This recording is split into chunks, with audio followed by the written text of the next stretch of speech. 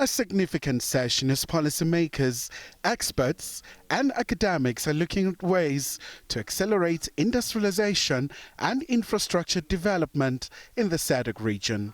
I must say that SADC, most countries rely on the production and export of raw materials, and they are not really processing them. And I think we even have resources in this region that can be used to actually expand the emerging sectors, for example, the green sectors.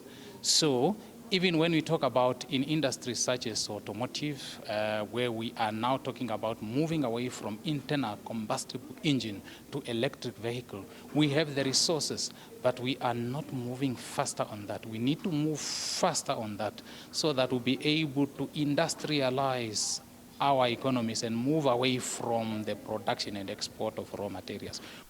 The delegates also took time to unpack the synergy between the Southern African Customs Union and SADC.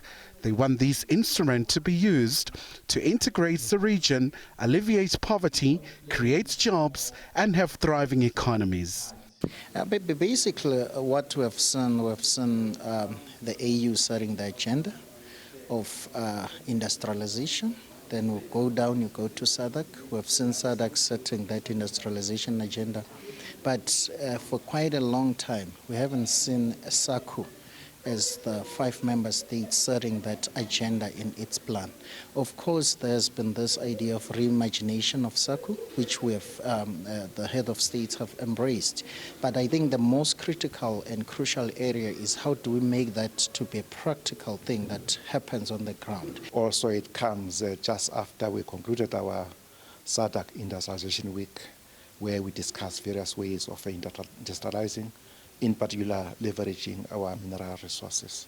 So this event, it sort of helps us to think outside the box as to how we can reimagine how we do things in order to improve, especially in the new context of the global geopolitical environment and also moving towards digital as well as green industrialization.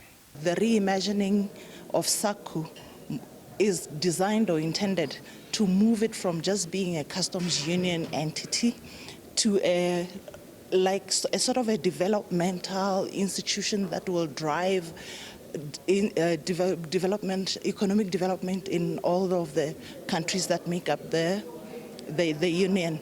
And speaking of industrialization and all the other elements that are coming out, it is clear that the countries, the member states cannot drive individual projects.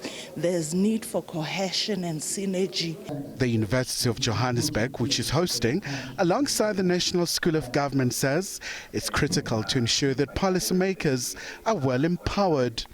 We're also thinking about, in this world where we're seeing protectionism taking root, unilateralism taking root, where Africa is, struggling to silence the guns, and also the slow progress of the SDG goals. So we're talking about these issues and saying, how do we accelerate progress? Because we owe it to our region to ensure that we use all our deep smarts to benefit our people. So we're very excited. International Relations and Cooperation Minister Ronald Lemola says they are ready for the SADC summits. A number of activities have been planned in Durban. Ministers will consider recommendations from the senior officials and adopt policy decisions for submissions to the summit.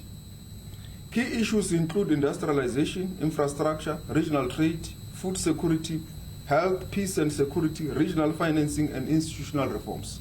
Meanwhile, the delegates will explore ways SADC can use to finance infrastructure development and align regional projects with Continental Free Trade Area.